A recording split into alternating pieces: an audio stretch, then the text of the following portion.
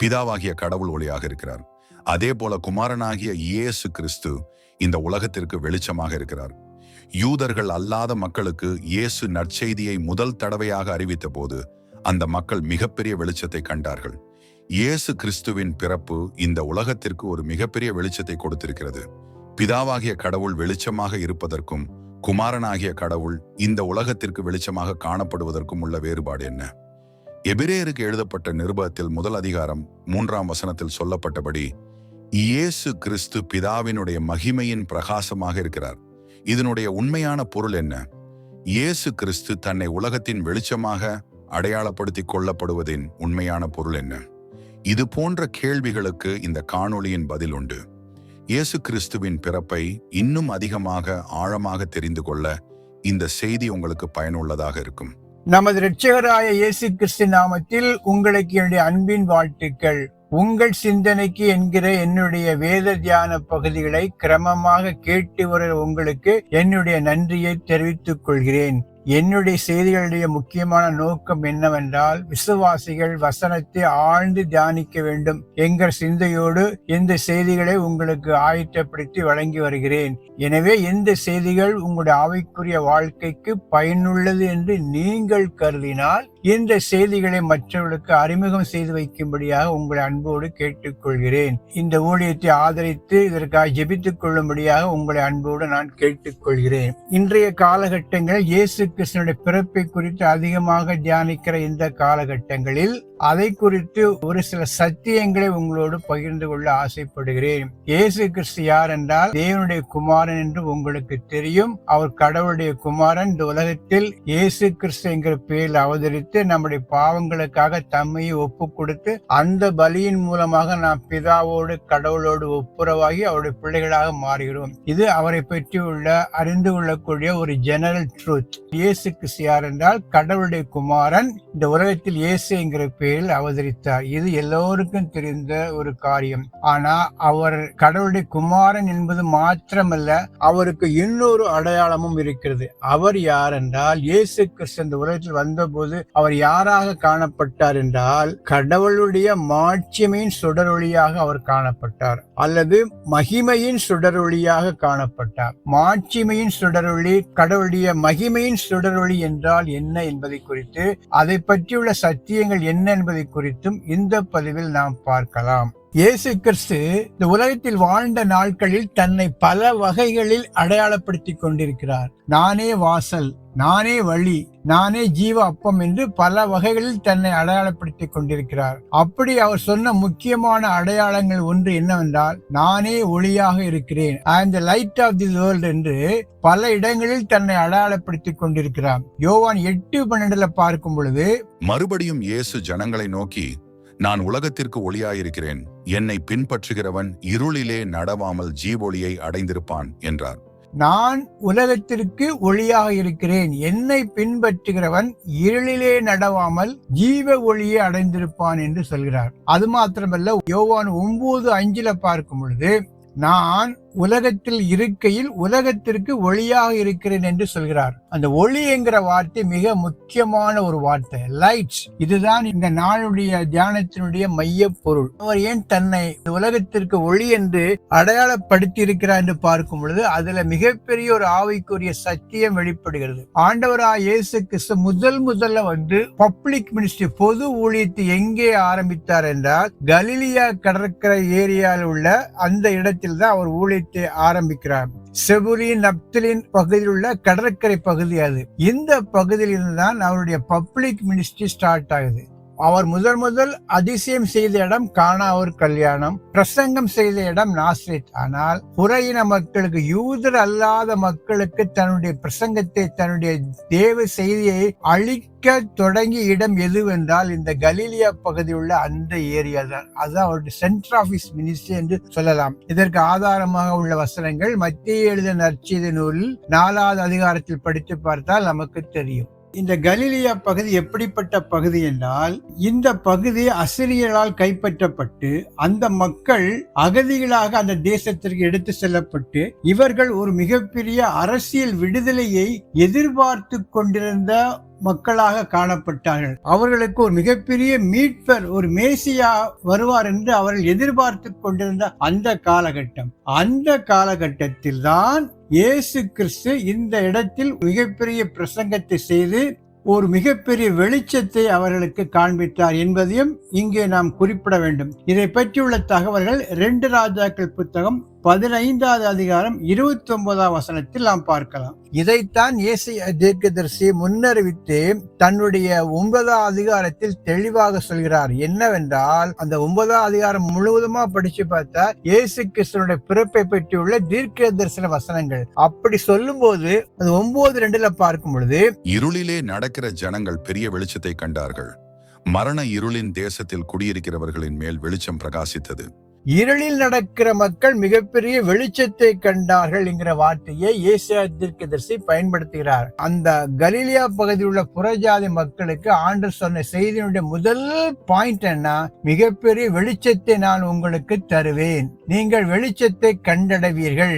என்னுடைய சுவிசேஷம் இருளை வெளிச்சமாக்குற ஒரு காரியம் என்பதை அடித்தளமாக கொண்டுதான் இந்த இடத்தில் மனம் திரும்புங்கள், பரலோக ராஜ்யம் சமீபமா இருக்கிறது என்ற செய்தியை புறையின மக்களுக்கு அறிவித்த இடம் இந்த கலிலியா பகுதி. அப்பொழுது அந்த மக்கள் மிகப்பெரிய ஆவிக்குரிய வெளிச்சத்தை கண்டார்கள் என்று நாம் பார்க்கிறோம். எனவே இயேசு கிறிஸ்து ஒளியா இருப்பதனுடைய நோக்கம் என்னன்னா, இருளில் உள்ள ஜனங்கள் மிகப்பெரிய வெளிச்சத்தை அவர்கள் காண்பார்கள். வெளிச்சம் என்பது நமக்கு மிகப்பெரிய அவசியமான ஒரு காரியம். அறியாமைங்கிற இருளை நீக்கக்கூடிய காரியம்தான் வெளிச்சம். பாவ இருளை அகற்றக்கூடிய காரியம்தான் வெளிச்சம். அடிமைத்தன இருளை போக்கக்கூடிய காரியம்தான் இந்த வெளிச்சம். சாத்தானுக்கு அடையாளமாக இருப்பதே இந்த இருள். இந்த இருளை போக்குவதற்காகத்தான் ஆண்டவராகிய இயேசு கிறிஸ்து தன்னை வெளிச்சம் என்று தன்னை அடையாளப்படுத்திக் கொள்கிறார். இயேசு கிறிஸ்து ஆவிக்குரிய வெளிச்சமாக இருக்கிறார். இந்த உலகத்தில் காணப்படுகின்ற எல்லா விதமான இருளான காரியங்களுக்கும், அறியாமையின் இருள், பாவ இருள், அடிமைத்தனத்தின் இருள், இன்று பலவிதமான இருளுக்கு அவர் மிகப்பெரிய வெளிச்சமாக இருக்கிறார். இந்த கடைசி காலத்தில் நமக்கு ஒரு ஆன்மீக வெளிச்சம் தேவை. மூட நம்பிக்கைகள், பலவிதமான மனிதமான அற்ற பல முறைமைகளுக்கு மிகப்பெரிய விடுதலை கொடுப்பது எது என்றால் இயேசு கிறிஸ்துவினுடைய போதனையாகிய அந்த ஆவிக்குரிய வெளிச்சம். அதைத்தான் ஆண்டவராய் இயேசு கிறிஸ்து தன்னை வெளிச்சம் என்று அடையாளப்படுத்திக் கொள்கிறார். அடுத்ததாக நாம் பார்க்கக்கூடிய காரியம் என்ன? இயேசு கிறிஸ்துவும் ஒரு வெளிச்சம். அதே வேளையில் பிதாவாகிய கடவுளும் நமக்கு வெளிச்சமாக இருக்கிறார். 1 தீமோத்தேயு 6:16 பார்க்கும் பொழுது,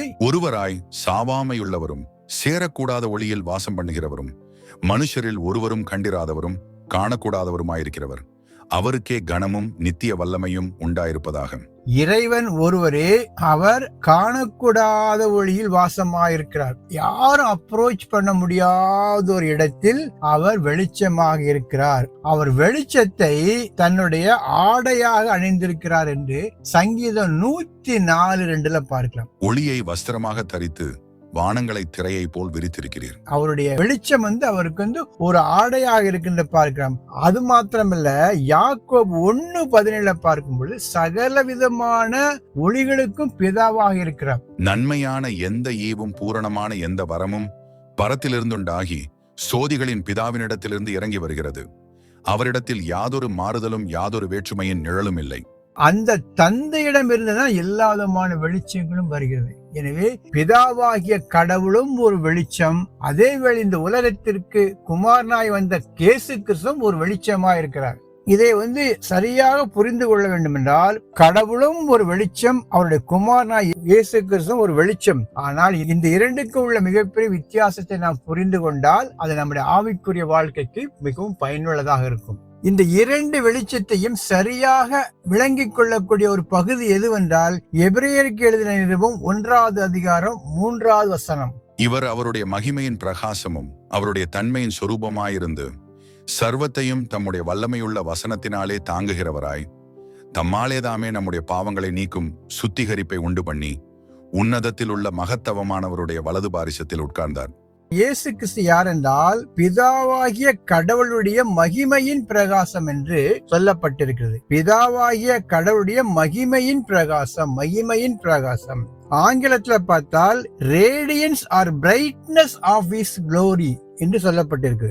ராஜரிகம் என்பவருடைய மொழிபெயர்ப்பில் பார்க்கும் பொழுது கடவுளுடைய மாட்சிமையின் சுடரொளி என்று சொல்லப்பட்டிருக்கிறது. கடவுளுடைய மாட்சிமையின் சுடரொளி. அப்படி என்றால் இந்த கடவுளுடைய மாட்சிமையின் சுடரொளி என்பதற்கும் கடவுளே வெளிச்சமாக இருக்கிறார் என்பதற்குள்ள என்ன வித்தியாசம்? இதை பற்றி இப்பொழுது சுருக்கமாக பார்க்கலாம். இதை எப்படி புரிந்து கொள்ள வேண்டும் என்றால், பிதாவாகிய கடவுள் என்பது சூரியனை போல. சூரியனையும் அதனுடைய பிரகாசத்தையும் பிரித்து பார்க்க முடியாது. சூரியன் என்றாலே பிரகாசம், சூரியன் என்றாலே வெளிச்சம். பிதாவாகிய கடவுள் காணக்கூடாத ஒளியில் வாசம் பண்ணுகிறார், அன்அப்ரோச்சபிள் லைட்ஸ். அந்த வெளிச்சத்துக்குள் யாரும் செல்ல முடியாது. அந்த சூரியனிலிருந்து வெளிவருகிற அந்த ரேஸ் இருக்குல்ல, அதுதான் குமாரனாகிய கிறிஸ்து. அதே வேளையில் சூரியனுடைய பிரகாசமும் ஒன்றுதான், கதிரொளியில் காணப்படுகின்ற பிரகாசம் ஒன்றுதான். ஆனால் சூரியன் வேறு, சூரியனுடைய கதிரொளி என்பது வேறு. ஆனால் ஒன்றை புரிந்து கொள்ள வேண்டும் என்றும், குமாரனாகிய கிறிஸ்து பிதாவுக்கு இன்ஃபீரியர் அல்ல. இரண்டுமே கோ ஈக்குவல். தன்மையின் அடிப்படையில் அந்த சேரக்கூடாத ஒளியில் யாரும் வாசம் செய்ய முடியாதுங்கிற காரணத்தினாலே சூரியனிலிருந்து வெளிப்படுகின்ற கதிரொளியாக குமாரனாகிய கிறிஸ்து இந்த உலகத்தில் வெளிப்பட்டார். அதனால்தான் உலகத்தின் வெளிச்சமாக தன்னை அடையாளப்படுத்திக் கொண்டார். சூரியனில் காணப்படுகின்ற அந்த ஒளியின் தன்மையும் கதிரொளியில் காணப்படுகின்ற அந்த ஒளியின் பிரகாசத்தின் தன்மையும் ஒன்றுதான். இதுல எந்த டிஃபரன்ஸும் கிடையாது. ஆனால் சூரியன் என்பது வேறு, சூரியனிலிருந்து வெளிப்படுகின்ற கதிரொளி என்பது வேறு. இதைத்தான் எபிரேயர் 1 தெளிவாக சொல்லப்பட்டிருக்கு. என்னவென்றால், இவர் என்றால் குமாரனாகிய கிறிஸ்து. இவர் அவருடைய மகிமையின் பிரகாசம். அதாவது இயேசு கிறிஸ்து பிதாவுடைய மகிமையின் பிரகாசம். இயேசு கிறிஸ்து பிதாவுடைய மகிமையாக இருக்கிறார். ஆங்கிலத்தில் சொல்ல வேண்டும் என்றால், is the radiance or the brightness of his glory.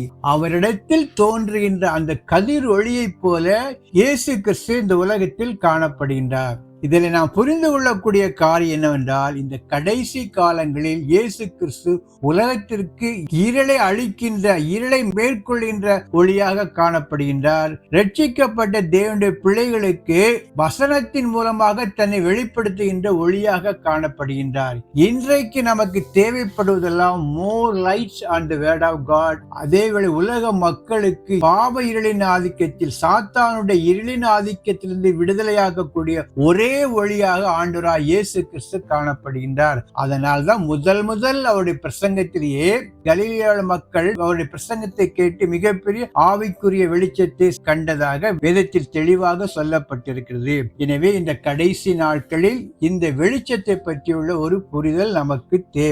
அந்த வெளிச்சம் நம்மிடத்தில் காணப்படுகின்றது. அந்த பிதாவினிடத்திலிருந்து வெளிப்பட்ட அந்த ரேடியன்ஸ், அந்த ஒளி கதிர்கள் இந்த உலகத்தில் மெய்யான ஆண்டவராகிய இயேசு கிறிஸ்து வழியா நமக்கு காட்டப்பட்டிருக்கிறது. இந்த செய்திகள் உங்களுக்கு பிடித்திருக்கும் என்றால் இதை பற்றி உங்கள் விமர்சனங்களை யூடியூபில் பதிவிடுக. இந்த 2025 ஆண்டு காலம் முழுவதுமாக கர்த்தருடைய வசனங்களை பிரசங்கிக்க, போதிக்க அடியனுக்கு கர்த்தர் கொடுத்த கிருபைக்காக ஆண்டவரை நன்றியோடு ஸ்தோத்திரிக்கிறேன். இந்த எளியவனுடைய ஊழியம் தொடர்ந்து நடைபெற உங்களுடைய ஜெபங்களை நாடி நிற்கிறேன். விசுவாசிகளுக்கு பயனுள்ளதாக இந்த செய்திகள் இருக்கும் என்ற அந்த நம்பிக்கையில் இந்த ஊழியத்தை தொடர்ந்து செய்து கொண்டிருக்கிறேன். உங்களுடைய ஜெப ஆதரவை அடியே நாடி நிற்கிறேன். கர்த்தர் தாமே மகிமைப்படுவாராக. ஆமென்.